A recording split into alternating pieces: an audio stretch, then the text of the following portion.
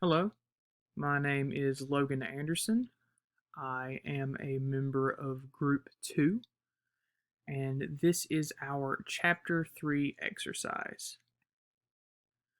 So, for the first part of this exercise, we're looking at the data quality factors.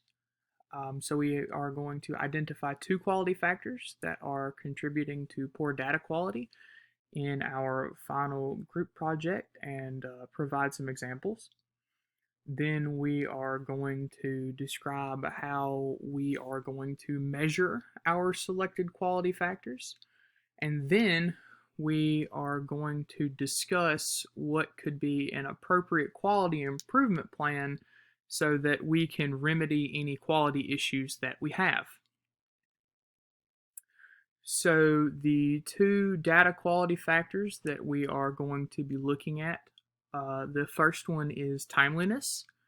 EVs are gaining traction more recently, and there's some legislation being passed that will help encourage the EV purchases and discourage the purchase of vehicles that use internal combustion engines. So, data regarding the large and recent volumes of purchases are not readily available. That hasn't really come through yet. The increased demand will also affect the production and disposal of batteries. That will be critical for the research we're doing on the sustainability of the production process, specifically of Tesla. The second factor we are looking at is accuracy. Um, they're largely popular within the US. However, there are large portions of the population that can't afford EVs, nor are they and some are also not in an area in which an EV is practical as they don't have access to local charging stations. Um, so this could lead to our findings being more specialized for certain areas and not as good of a general fit for the U.S. as a whole. We're going to measure these. Timeliness, we're going to measure it as the timeliness equals the production date minus the data availability date.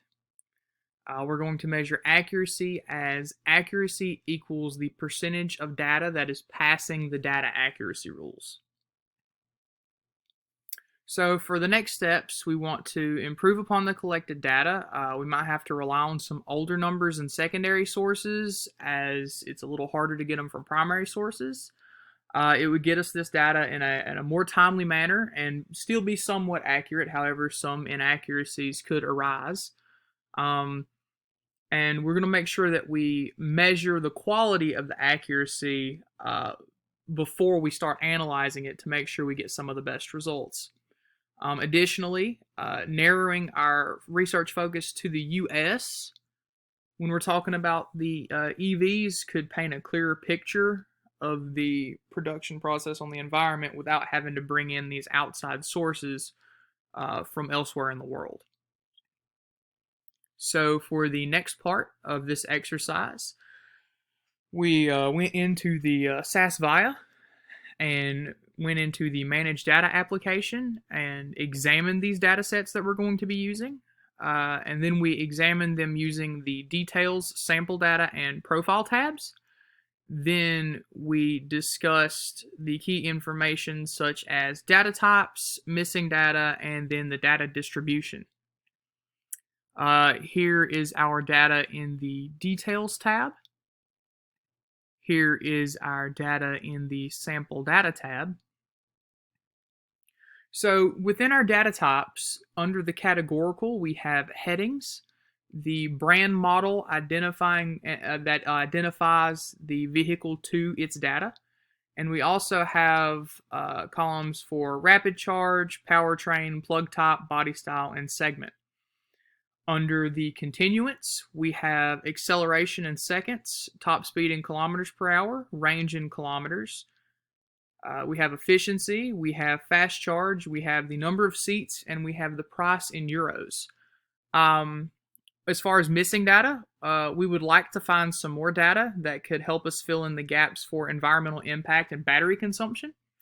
And then with the data distribution, there is not really a pattern with this data set, as it's just identifiers for the various types of vehicles. Thank you.